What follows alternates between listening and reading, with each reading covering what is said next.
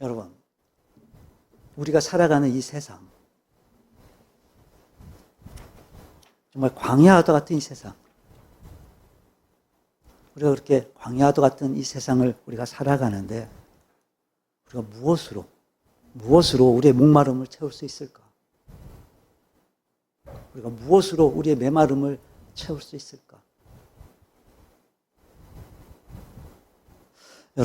여러분은 이 광야와도 같은 이 세상을 무엇이 여러분의 오아시스라고 생각이 되십니까? 새롭게 시작한 2026년, 메마르고 모자름투성인 우리의 인생길을 우리는 어떤 오아시스로 채워갈 수 있을까요? 여러분의 삶은 어떤 오아시스로 채워지고 있으십니까?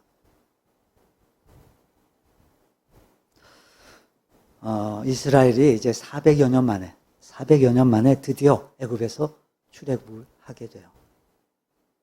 이제 노예 사슬을 벗어던지고 드디어 새로운 출발을 하게 돼요. 정말 얼마나 기대가 됐을까? 이야, 드디어 해방이다. 드디어 자유다. 이제 우리 약속의 땅으로 간다. 이제 우리 가나안 땅으로 간다. 얼마나 기대가 됐을까? 네, 애굽을 벗어나자마자 그들을 기다리고 있었던 건 그들의 그 기대와는 달리 광야길이었어요. 광야길. 한 번도 가보지 않은 길이었어요. 모든 게 낯설고 부족하고 모자라고 불편하고 메마른 황량한 길이었어요. 하지만 그들은 그 광야길을 무사히 통과하게 돼요. 그리고 마침내 가나안에 도착하게 돼요. 분명 그들에겐 그 광야길은 어려운 길이었을 거예요. 굉장히 버겁고 굉장히 벅찬 길이었을 거예요. 하지만 그들은 마침내 가나안에 도착을 해요. 그들의 광야길에 분명한 그리고 확실한 오아시스가 있었기 때문이었어요. 우리 본문 다시 볼까요? 21절, 22절 함께 읽어봅니다. 여호와께서 그들 앞에서 가시며 낮에는 구름 기둥으로 그들의 길을 인도하시고 밤에는 불 기둥을 그들에게 비추사 낮이나 밤이나 진행하게 하시니 낮에는 구름 기둥, 밤에는 불 기둥이 백성 앞에서 떠나지 아니하니라. 아멘. 여러분, 지금 이 21절과 22절의 말씀은요, 단순히 이례적인 사건을 기록한 게 아니에요. 그러니까 한 번만 있었던 사건이 아닌 거예요. 이제 출애굽으로 시작해서 이제 가나안에 도착할 때까지 그 모든 과정들을 지금 설명해 주고 있는 거예요. 지금. 하나님이 그들의 그 길을 인도해 주셨어요. 그 하나님의 인도를 따라 그들은 진행을 했어요. 그들과 함께 하셨고 낮에는 구름 기둥으로 밤에는 불 기둥으로 하나님께서 비춰주셨어요. 그들 앞에서 떠나지 않으셨어요. 그리고 그들은 마침내 가나안에 도착하게 됐어요.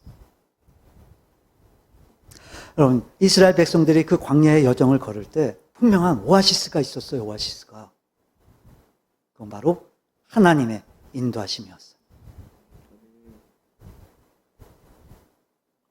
여러분, 부족하고 모자람 투성인 우리의 인생, 그 메마른 우리의 인생을 채워줄 수 있는 가장 확실한 오아시스, 그건 바로 하나님의 인도하심이에요. 하나님의 인도하심이에요. 다른 걸로는 채울 수 없어요. 그 어떤 것으로 만족할 수 없고 그 어떤 것으로도 충분할 수 없어요. 오직 하나님의 인도하심만이 우리의 삶의 진정한 오아시스가 되는 거예요. 여러분, 2026년 저와 여러분의 인생에 이 하나님의 인도하심이 우리의 오아시스가 되어질 줄로 믿습니다. 물론 이제 우리가 2026년으로 살아가면서도 많은 일들이 또 있을 거예요. 근데 여러분, 걱정하거나 염려하지 마세요.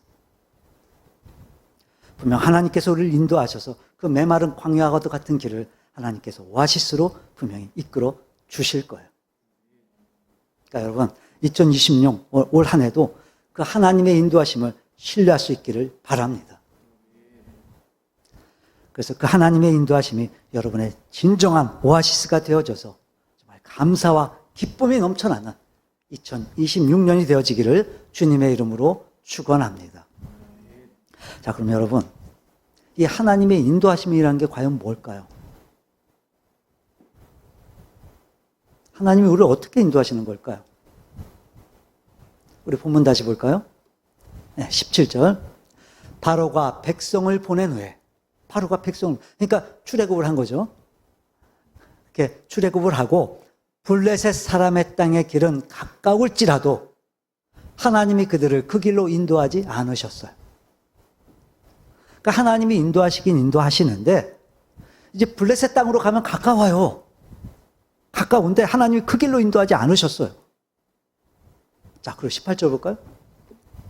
그러므로 하나님이 홍해의 광야길로 돌려서. 그러니까 블레셋 땅을 이제 가로질러 가면요, 가나안이 가까워요. 멀지 않아요. 근데 하나님은 그 가까운 길이 아니라 멀리 돌아가야 되는 이 홍해의 광야길로 삥 돌아가게 하신 거예요, 지금. 이해가 되세요, 여러분? 이해가 안 되죠, 여러분? 아니, 하나님이 인도하시는 거면 그렇잖아요. 먼 길도 가깝게 인도해 주시고 또 멀리 돌아가는 길밖에 없는 경우 같으면 하나님께서 지름길을 내셔서라도 빨리 가게 해 주셔야지. 그래서 여러분, 이 직선거리인 블레셋 길하고요, 이제 멀리 돌아가는 그 홍해의 광야길은요, 자그마치 6배 정도 차이가 난대요. 6배. 그러니까 예를 들면 일주일이면 갈 수 있는 길을 지금 하나님은요 6주를 돌아가게 하시는 거예요. 한 달이면 갈 수 있는 길을 하나님이 지금 6달을 돌아가게 하시는 거예요. 삥. 1년이면 얼마예요? 6년을 돌아가게 하시는 거예요. 더 이해가 안 되죠, 여러분? 근데 성경은요, 그게 하나님이 인도하셨다는 거예요. 그렇게 하나님이 인도하셨다는 거예요, 하나님이. 그러니까 여러분, 이유가 있지 않을까요, 그럼? 자, 우리 17절. 다시 볼까요? 17절. 바로가 백성을 보낸 후에 블레셋 사람의 땅의 길은 가까울지라도 하나님이 그들을 그 길로 인도하지 아니하셨으니 이는 그러니까 왜 그렇게 하셨냐? 이는 하나님이 말씀하시기를 이 백성이 전쟁을 하게 되면 마음을 돌이켜 애굽으로 돌아갈까 하셨습니다. 자, 전쟁을 하게 되면 여러분, 이게 무슨 말이냐면, 맞아요. 이제 블레셋 땅으로 가게 되면 6배나 가까워요. 블레셋 땅 가로질러 가면 6배나 가까워져요, 분명히. 근데 여러분, 이제 그렇게 블레셋 땅을 가로질러 가게 되면요, 여러분, 이 블레셋의 해안 도시였던 가사라는 곳을 통과를 해야 돼요. 블레셋을 가로질러 가려면 이 가사라는 땅을 반드시 거쳐가야만 돼요. 네, 여러분, 그 당시 블레셋 족속들은요, 이 철기 문화를 배경으로 해서 강력한 세력을 형성하고 있는 그런 민족이었어요. 거기다가 아주 호전적인 족속이에요. 그러니까 싸움을 좋아하는 그런 민족이에요. 그리고 그 지역은요, 이제 애굽 왕조가 북방 정책을 펼쳤던 곳이기 때문에 곳곳에 막 중무장된 그런 애굽의 요새들이 있는 그런 곳이었어요. 그러니 여러분, 한번 생각을 해보세요. 가까워요. 분명히 그 길이 가까워요. 근데 그 지역을 통과하려면 싸우길 좋아하는 그 블레셋 족속들을 만나야만 돼요. 거기다 철기로 무장한 이 블레셋 민족을 만나야 되는 거예요, 지금. 그리고 곳곳에 애굽에 그 요새들이 있는 거예요, 지금. 네, 여러분, 지금 어디서 나왔어요, 이스라엘이? 애굽에서 나왔어요. 뭐 하다 나왔어요? 노예로 살다 나왔어요.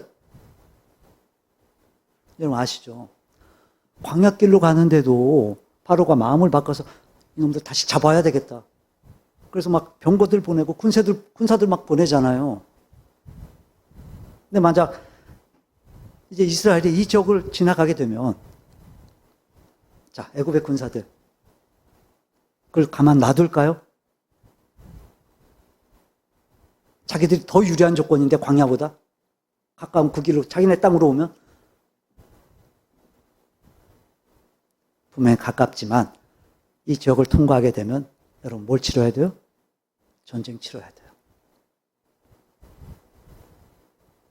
여러분 지금 이 상황에 이스라엘을 전쟁을 치른다면 어떻게 될까요? 이스라엘. 여러분 이스라엘은요 약 400년을 노예살이 하다가 지금 막 나왔어요. 군대가 있기래요. 뭐 싸울 만한 군사가 있기래요. 무기가 있었겠어요? 무기? 근데 만약 그런 상태에서 그저 가깝다는 이유로 그 길로 가게 되면 모르긴 몰라도요. 다 몰살당할 거야. 다. 완전히 다 몰살당할 거예요. 하나님은 그걸 잘 알고 계셨던 거예요. 지금 이스라엘의 상태가 어떤지, 지금 이스라엘이 얼마나 나약한지, 연약한지 하나님은 너무나 잘 알고 계셨던 거예요. 그래서 그 길이 가깝지만 이제 그 길로 가게 되면 당연히 전쟁을 피할 수 없을 거고, 그래서 하나님은 그들이 전쟁을 하지 않도록 오히려 광야길로 삥 돌아가게 하신 거예요. 물론 이스라엘 백성들이 그 광야의 여정을 겪으면서 전쟁이 없었던 게 아니에요. 출애굽기 17장에 보면 이제 아말렉과 첫 번째 전쟁이 나오는데, 근데 여러분 놀라운 게 뭔지 아세요? 아말렉과의 전쟁이 있기 전에 이제 14장에 보면 이스라엘이 홍해를 건너요. 그때 애굽이 추격해 오지만 이스라엘에 접근하지 못하게 하세요, 하나님이. 또 마라라고 하는 곳에서는요, 하나님이 단물을 쓴물로 바꿔주시기도 하세요, 또 엘림이라는 오아시스 지역에도 하나님께서 도달하게 하세요. 또 그뿐만이 아니죠. 하나님께서 만나와 메추라기로 먹여주시기도 하세요. 또 물이 없어 갈증 때문에 고생하고 있을 때 하나님께서 반석을 쳐서 물을 내주시기도 하셨어요. 그리고 지금 구름 기둥과 불 기둥이 그들 눈에 앞에 보여. 낮에도 보호해주고 밤에도 보호해주고 그들을 이끌어가는 게 지금 보인단 말이에요. 그들 눈에. 다시 말해 그들이 아말렉과의 전쟁을 하기 전까지 하나님은 하나님의 백성들이 그래 하나님이 나와 함께 하셔. 그래 하나님이 날 도와주셔. 그래 우리는 하나님이면 돼. 하나님이면 충분해. 우리 이길 수 있어. 이렇게 충분히 그 하나님을 경험할 수 있도록 하나님께서 이끌어주고 계시는 거였어요.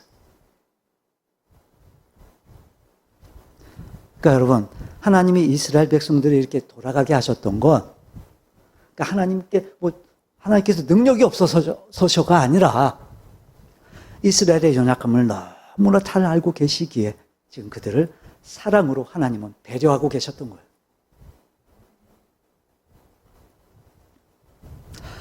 여러분 우리가 2026년을 살아가는 동안 우리에게 진정한 오아시스는 하나님의 인도하심이에요. 하나님의 인도하심. 여러분 하나님은 어떻게 인도하는지 아세요? 하나님은요 우리를 사랑으로 인도하세요.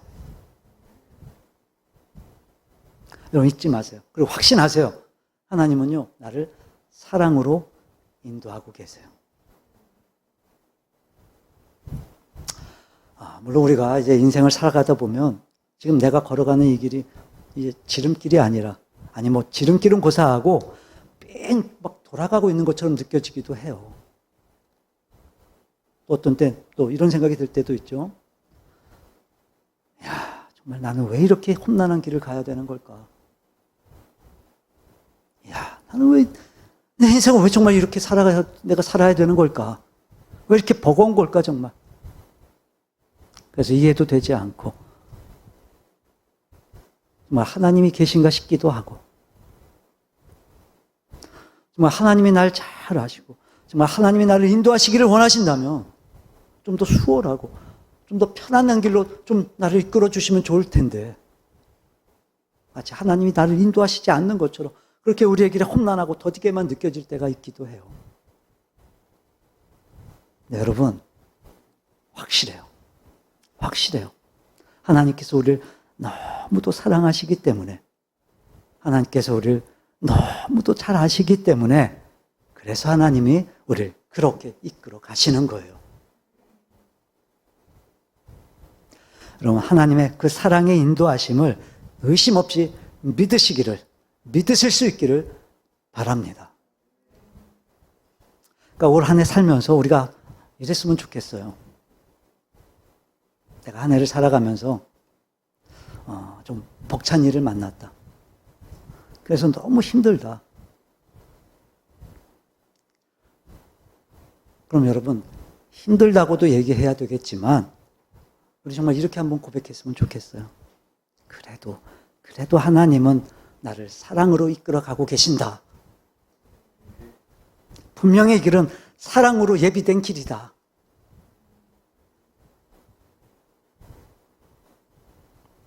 물론 힘드니까 힘들다고 말할 수 있어요, 주님께. 아프니까 아프다고 말할 수 있어요. 하지만 하나님, 이 길이 나를 사랑하셔서 인도하시는 길임을 제가 믿겠습니다. 분명히 이 길은 사랑으로 예비된 길임을 제가 믿겠습니다. 이렇게 고백했으면 좋겠어요. 여러분 잊지 마세요. 우리가 무엇이 연약하고 부족한지, 우리가 뭘 감당할 수 있고 뭘 이겨낼 수 있는지 나보다 나를 더 잘 아시는 하나님께서 지금 나를 사랑으로 인도하고 계시는 거예요. 2026년 사랑으로 인도하시는 하나님의 인도하심이 우리에게 참된 오아시스가 될 줄로 믿습니다. 자, 그럼 여러분, 사랑으로 인도하신다는 걸 우리가 어떻게 확인할 수 있을까요? 그러니까 하나님이 사랑으로 인도하신다는 걸 확인하려면 여러분, 하나님의 사랑을 확인하면 돼요. 여러분, 하나님은요, 지금도 날 사랑하고 계세요. 그럼 내가 걸어가고 있는 길 또한, 나를 이끄시는 하나님의 그 인도하심 또한 여러분 사랑인 게 분명해요.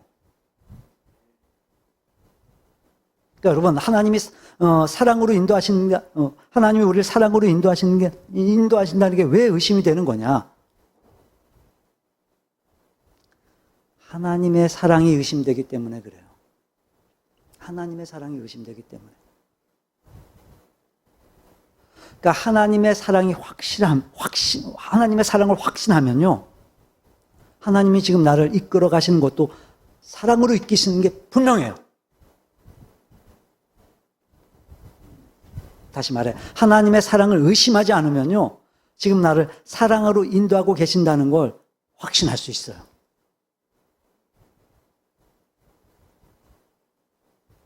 여러분, 하나님은 여러분을 사랑하세요. 하나님이 여러분을 사랑하세요. 근데 우리는요, 자꾸 이 사랑이, 하나님의 그 사랑이 의심되는 거예요. 그러니까 내가 만나는 그 상황들 때문에, 내가 겪는 그 일들 때문에, 내가 자꾸 아프고 막 버겁고 힘드니까, 그렇게 자꾸 힘든 길을 가게 되니까 하나님의 사랑이 우린 자꾸 의심이 되는 거예요. 아니, 교황이면 내가 가고 싶은 길로 하나님이 가게 하시면 좋을 텐데, 그 길로 인도해 주시면 좋을 텐데, 가는 길마다 막 어렵다고 느껴지는 거예요, 막. 그럼 하나님 사랑이 자꾸 의심되는 거예요. 그렇게 하나님의 사랑이 의심되니까 나를 사랑으로 인도하신다는 게 자꾸 의심되는 거예요, 또. 근데 여러분, 분명히 말씀드릴 수 있어요. 하나님은요, 여러분을 사랑하세요. 아시잖아요. 여러분, 어느 정도로 사랑하시냐면, 우리가 죄인 되었을 때 하나밖에 없는 아들 그리스도 예수를 우리 대신 십자가에 못 박으실 만큼, 다시 말해, 죄가 없으신 예수님을 죄인으로 정죄하셔서 십자가에 매다시고 오히려 죄가 있는 우리를 믿음으로 의롭다 여겨주셔서 그렇게 예수님을 십자가에 내어주실 만큼 하나님은 우리를 얻고 싶으셨던 거예요. 그렇게까지 하나밖에 없는 아들 예수님까지 우리를 위해 내어주실 만큼 하나님은 여러분을 사랑하세요. 여러분, 하나님 우리를 사랑하셨다는 말은요, 이런 의미가 또 있어요. 우리 로마서 볼까요? 로마서 5장 8절 함께 읽어봅니다. 8절. 우리가 아직 죄인 되었을 때에 그리스도께서 우리를 위하여 죽으심으로 하나님께서 우리에 대한 자기의 사랑을 확증하셨느니라. 여러분, 하나님의 사랑은요, 우리가 아직 죄인 되었을 때, 다시 말해, 이건 무조건적인 사랑인 거예요. 무조건적인 사랑. 여러분, 죄인을 위해 죽는 사람이 누가 있겠어요? 여러분, 우리 인간적인 사랑은요, 이제 내가 뭔가를 했을 때 그에게 기대하는 바가 있으면 우리는 사랑하고 섬겨요. 그 심지어 우린 그런 것도 헌신이라고 말하고 우린 그런 것도 섬김이라고 말을 해요. 근데 여러분, 누가 죄인을 위해 대신 죽어줄 수 있냔 말이에요. 이건요, 정말 아무런 기대도 없이, 아무런 대가도 없이 전적으로 죄인이었던 우리를 건져주시기 위한 무조건적인 하나님의 사랑이었던 거예요. 게다가요, 그리스도께서, 주님께서 그러니까 우리를 위해 죽으신 거예요. 즉, 우리를 죄에서 건지시기 위해서 누군가 대신 우리의 죄값을 대신 치러야만 했어요. 그게 누구셨어요? 예수님이셨어요. 하나님의 아들 예수님, 그리스도, 주님. 이런 희생이 어디 있겠어요? 이런 희생이. 이런 희생은 없어요, 세상에. 그러니까 하나님의 사랑은요, 우리에게 무조건적이고 헌신적이었던 거예요. 근데 하나님께서 그렇게까지 하셔서 우리에 대한 하나님의 사랑을 뭐 하셨대요? 확증하셨대요. 확증하셨어요. 그럼 이 확증이란 표현이 중요한데, 이제 헬라어 원문을 보게 되면요, 이 확증하셨다라는 말이 이제 맨 앞에 나와요, 맨 앞에. 맨 앞에 나와요. 그러니까 제일 중요한 거죠. 무슨 뜻이냐면, 함께 선다라는 뜻이에요. 함께 선다. 확증. 함께 선다. 우린 죄인이에요. 죄인이었어요. 근데 하나님은 죄가 없으시잖아요. 그래서 우리는요, 하나님께 가까이 갈 수가 없어요. 그러니까 다시 말하면 우리의 죄가 해결되지 않는 한 우리는 그 누구도 하나님과 함께 설 수가 없어요. 근데 그 하나님께서 우리를 너무도 사랑하신 나머지 죄인이었던 우리에게 하나님께서 다가오셔서 우리 옆에 우리와 함께 계신다는 거예요. 우리와 함께 서신다는 거예요, 하나님이. 여러분, 우리는 어때요, 우리는 어떻죠? 내가 싫은 사람, 내가 미운 사람, 같이 서 있고 싶어요? 아니요, 우린 거부해요. 외면해요, 싫어해요. 만약 어쩔 수 없이라도 이제 한 공간에 있게 되면요, 우린 멀리 떨어져 있으려고 해요. 왜요? 왜 그러죠? 마주치고 싶지 않으니까. 자, 그럼 여러분, 하나님 편에서 우리를 봤을 때 우리는 우리의 죄 때문에 하나님의 영광에 가까이 갈 수가 없었어요. 근데 우리가 하나님께로 갈 수 없으니까 하나님께서 죄인인 우리에게 오셔서 죄인된 우리 옆에 지금 함께 서신다는 거예요. 거리감 없이 거부하지 않으시고 하나님이 그분께서 성육신 하셔서 우리와 동일한 육신을 입고 우리에게 오셔서 우리의 모든 죄를 대신 짊어지고 십자가를 지신 거예요. 십자가를. 하나님이신 예수님이 우리에 대한 하나님의 사랑을 확증하셨다. 이게 그런 의미인 거예요. 하나님은요, 우리를 사랑하시는 게 맞아요. 여러분, 올 한 해 정말 어떤 상황에서도 하나님이 여러분을 사랑하신다는 사실을 여러분 의심하지 않기를 바랍니다. 여러분, 예수님이 여러분의 죄를 위해 죽으시고 부활하시는 거 정말 믿으시죠? 예수님이 여러분의 구주 되시고 여러분의 주님이신 거 확신하시죠? 그 하나님의 사랑이 여러분을 위한 사랑이라는 거 여러분 분명히 믿으시죠? 이제 그 십자가 때문에 그 구속의 은혜 때문에 이제 여러분이 어떤 상황에서도 하나님의 사랑을 의심하지 않기를 바랍니다. 이 내용을요, 이사야서는 이렇게 또 말씀을 해요. 49장, 14절 보세요. 오직 시온이 이르기를. 자, 여기서 시온은 뭐예요? 이스라엘. 하나님 백성들. 이 하나님의 백성들이 이렇게 얘기를 한다는 거예요. 여호와께서 나를 버리시며 주께서 나를 잊으셨다 한다는 거예요, 지금. 우리랑 똑같죠, 여러분? 지름길로 가지 않고 수월한 길이 아니라 힘들고 어려운 길을 가게 되면 하나님이 나를 사랑하지 않아.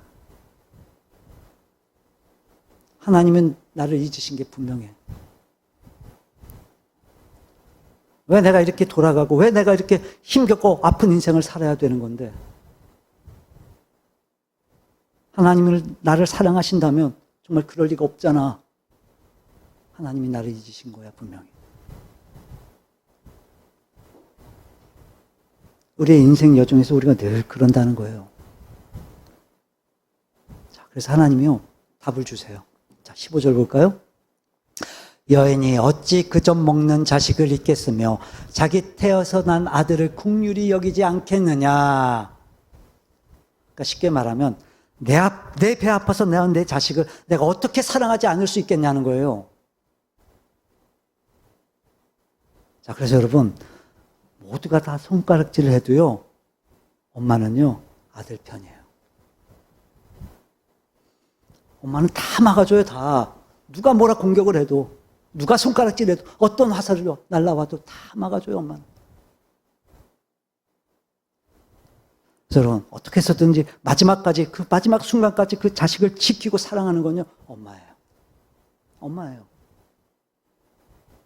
그럼 잊을 리가 없어요, 엄마는.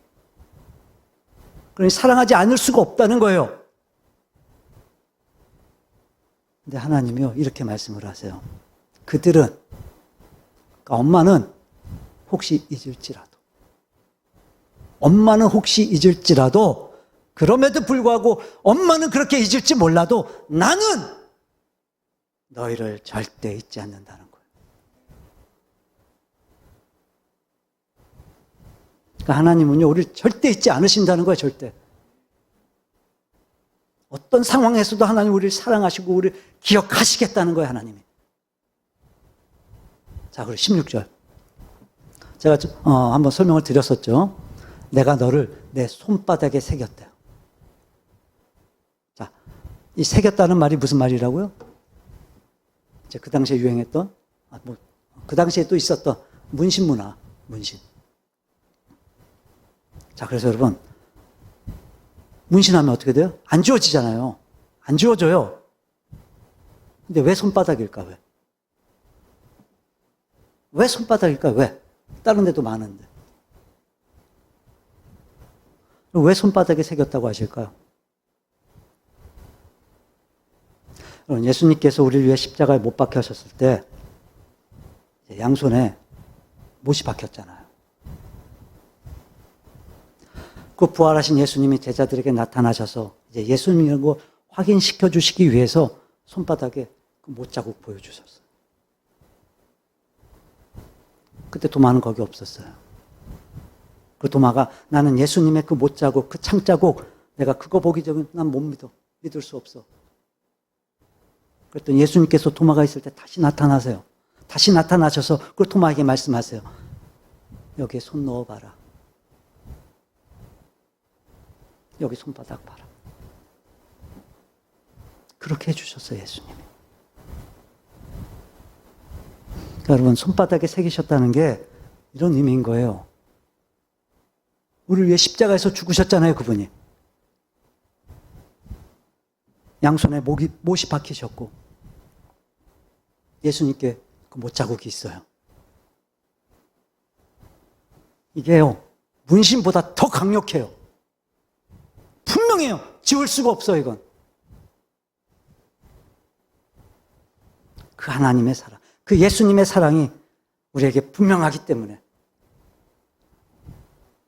우리를 위해 십자가에 자신의 목숨을 내어주신 이 예수님의 사랑, 여러분 분명해요. 사랑해요. 그 손바닥에 이 못자국이 확실하다고요. 잊으실 리가 없어요, 주님이. 손바닥에 그 못자국은요, 우리를 향하신 주님의 사랑인 거예요. 사랑이에요, 주님의 사랑. 여러분, 문신보다 더 강력하죠, 여러분. 그 어떤 은혜보다 더 강하게 남아요. 지울 수가 없는 거예요, 이건.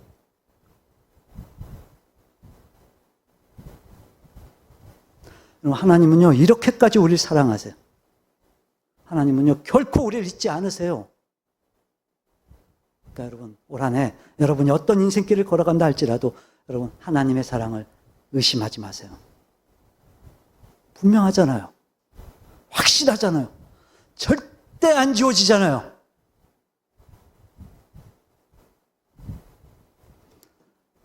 하나님이 여러분을요, 잊으신 게 아니에요.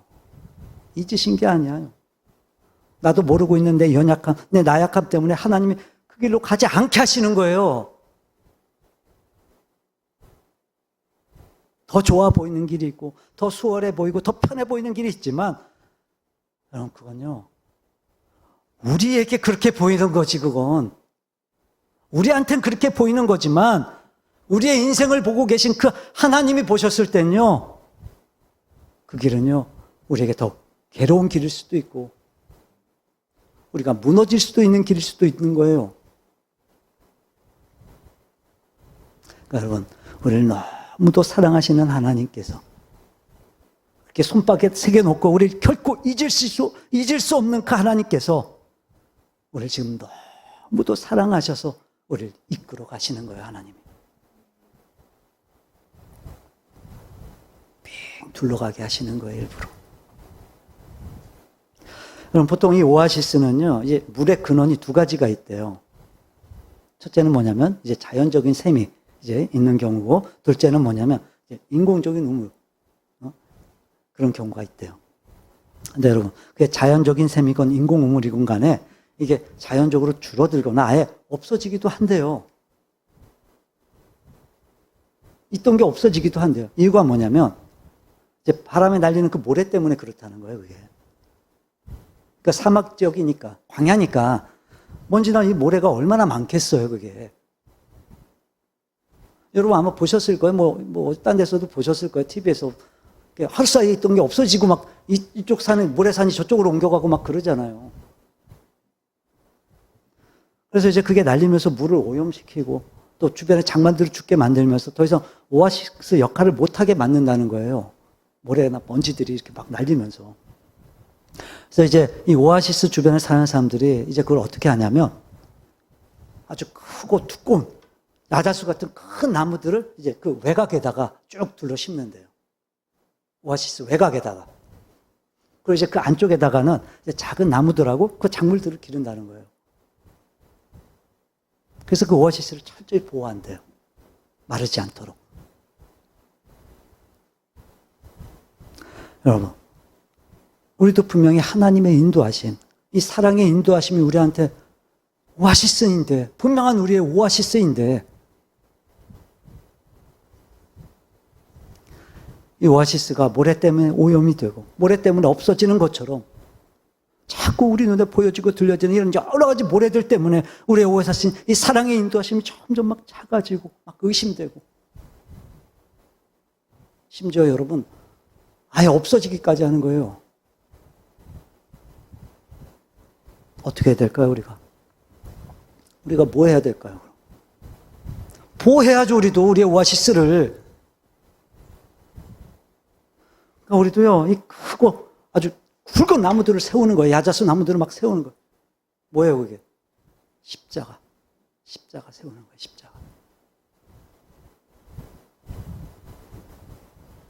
그 안쪽에는 그보다 작은 나무들, 이제 여러 가지 나무들과 작물들을 우리가 심는 거예요. 우리 인생 곳곳에 배어있는 이 나무들, 작물들. 바로 하나님의 은혜. 하나님의 은혜. 그러니까 여러분, 날마다 십자가, 날마다 그리스도 예수라고 하는 큰 야자수 나무를 우리의 오아시스가 되는 그 사랑의 인도하심에 외곽에다가 쭉 우리가 둘러치는 거예요. 세워놓는 거예요. 어떤 상황에서 그 십자가를 통해 하나님은 나를 사랑하신다.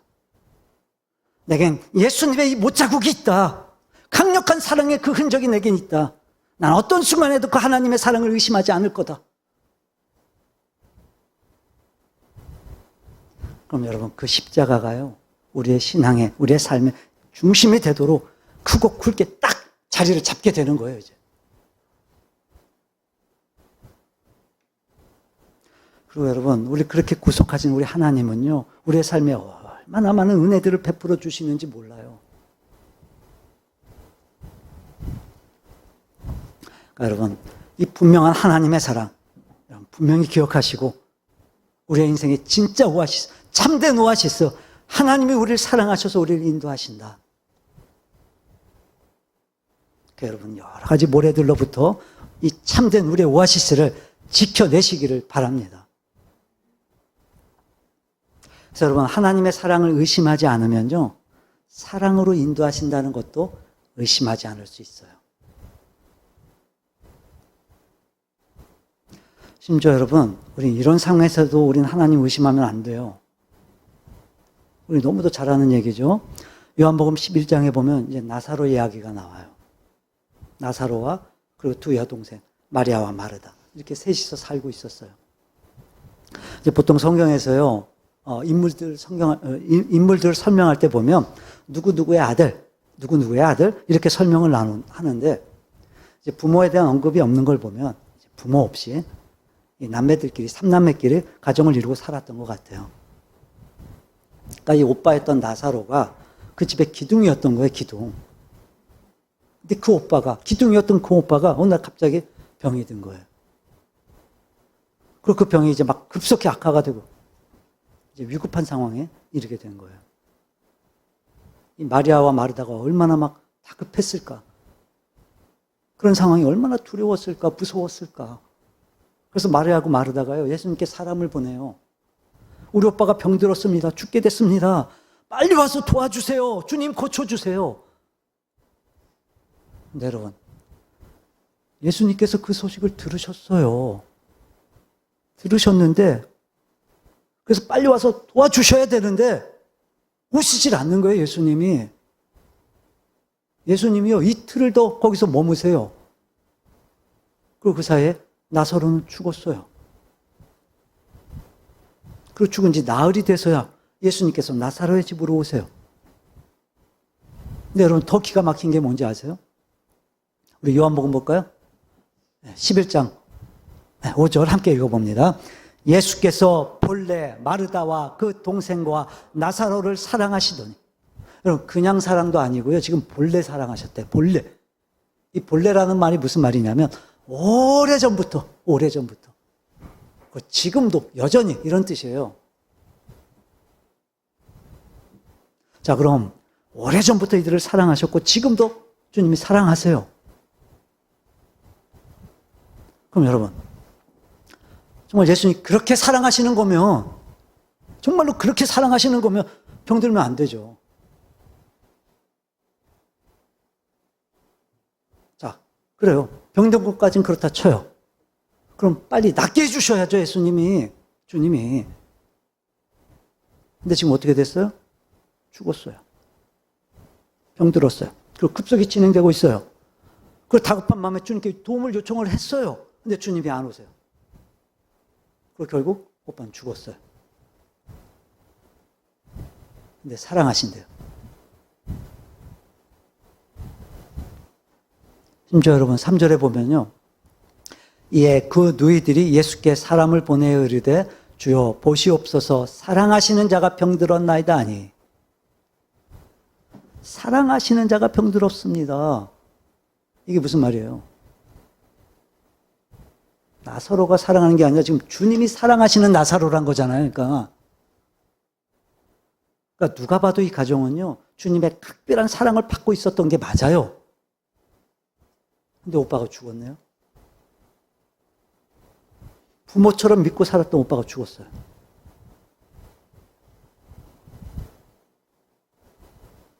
아니, 정말 주님이 그렇게까지 사랑하신다면서 어떻게 이렇게 하실 수 있냔 말이에요, 지금. 이 상황이. 지금 이 주님의 사랑 의심될 수밖에 없는 상황이잖아요, 지금.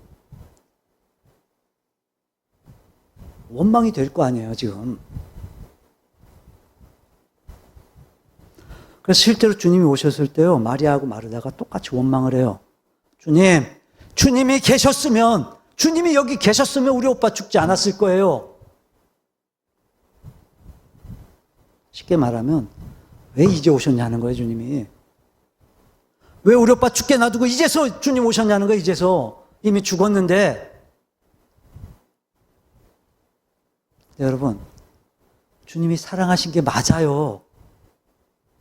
죽은 지 나흘이나 됐는데요, 주님이 살려내세요. 살리세요, 주님이. 그리고 그 죽은 나사로를 살리신 그 예수님께서 영광을 받으시고, 그리고 그 사건 때문에요, 수많은 사람들이 예수님을 믿고 따르게 돼요.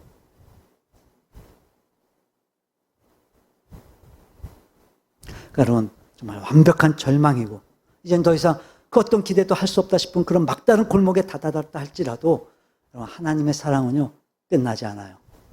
끝나지 않아요. 여전히 그 상황 속에서도 하나님, 얼마든지 하나님은요, 상황을 뒤집으세요. 없던 길도 만드실 수 있고, 막혀있던 바다도 하나님은 가르실 수 있어요. 왜요? 하나님이 우리를 사랑하셔서 우리를 지금 거기로 하나님이 인도하시는 거니까.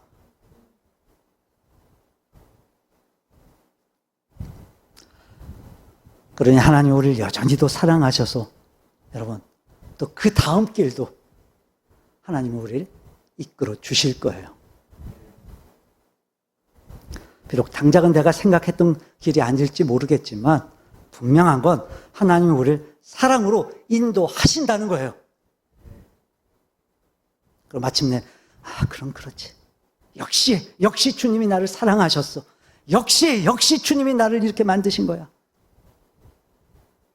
역시 주님이 나를 이렇게 인도하신 거야. 그렇게 하나님의 사랑을 의심하지 않고 확신하면 그 하나님의 사랑을 찬양하는 날이 반드시 오게 될 줄로 믿습니다.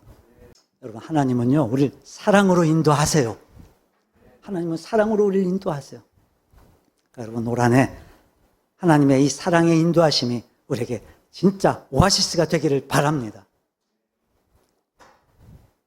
힘들고 어려운 상황을 만날 때마다 여러분 불안해하거나 두려워하지 마세요.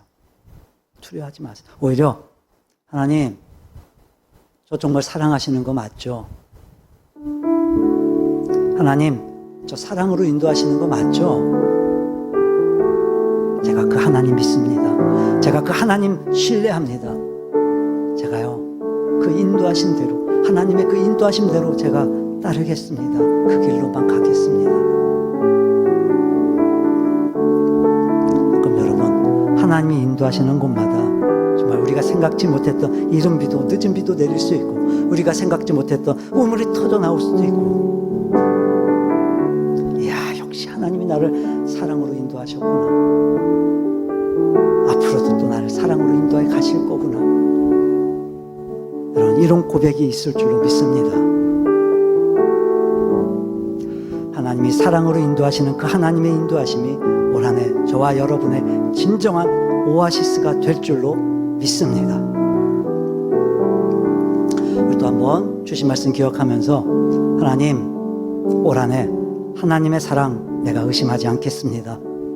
나를 사랑으로 인도하시는 그 하나님의 의도를 내가 확신하겠습니다. 그리고 그 인도하심을 따르겠습니다. 우리 한번 그렇게 결단하기까지 우리 결단의 자리로, 기도의 자리로 나아가도록 합니다.